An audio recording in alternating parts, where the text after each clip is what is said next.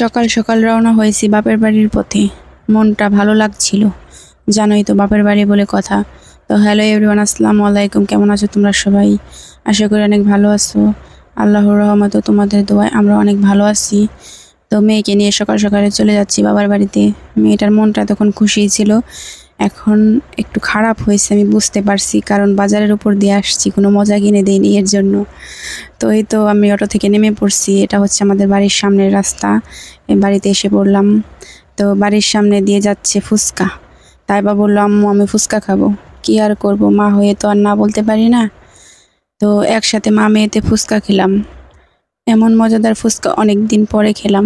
ওর চোখে মুখে আনন্দ দেখে মনে হচ্ছিল এইটুকুই তো জীবনের সুখ। ফুচকা খাওয়ার পরে তখনই দেখি আকাশ কালো করে মেঘ করেছে। ভাবলাম এর মধ্যে যদি বৃষ্টি চলে আসে তাহলে তো মুশকিল, বাড়ি যাব কিভাবে। তো মেয়েকে তাড়াহুড়ো করে রেডি করে নিলাম, এখন চলে যাব বাড়িতে। তাই বাড়ি ফেরার আগে দোকানে ঢুকে কিছু মজার খাবার আর লুডুস কিনে নিলাম, ওরা টিফিনে খেতে পারবে বিকালবেলা।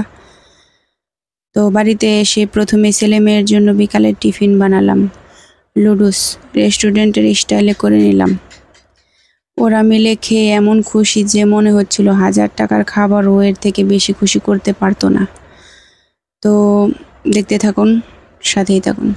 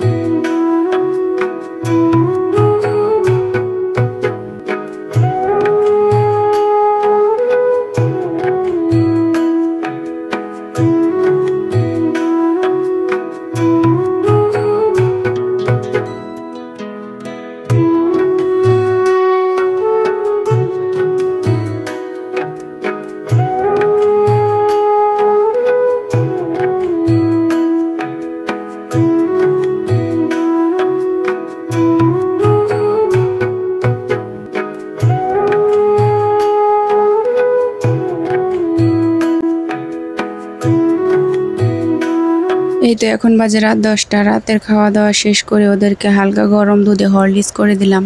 এটা না খেলে যেন ওদের ঘুমই আসে না। আজকের দিনটা এমনই ছিল, শান্ত, ছিমছাম আর ঘরোয়া। এই ছোট ছোট মুহূর্তগুলোই তো আসলে বড় হয়ে ওঠে মনে। তো হরলিক্স বানাতে বানাতে দেখি যে ছেলে ঘুমিয়ে পড়েছে, মেয়ে এখনও ঘুমায়নি।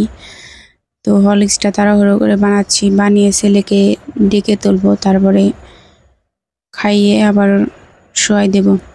তো এই ছিল আমার আজকের দিন। যদি ভালো লেগে থাকে তাহলে একটা লাইক আর সাবস্ক্রাইব করে পাশে থেকো, পরের দিনগুলো একসাথে ভাগ করে নিতে। আমাদের এই ছোট্ট ঘরের গল্পে আবার দেখা হবে ইনশাআল্লাহ। সবাই ভালো থাকবে। আল্লাহ হাফেজ। আসসালামু আলাইকুম।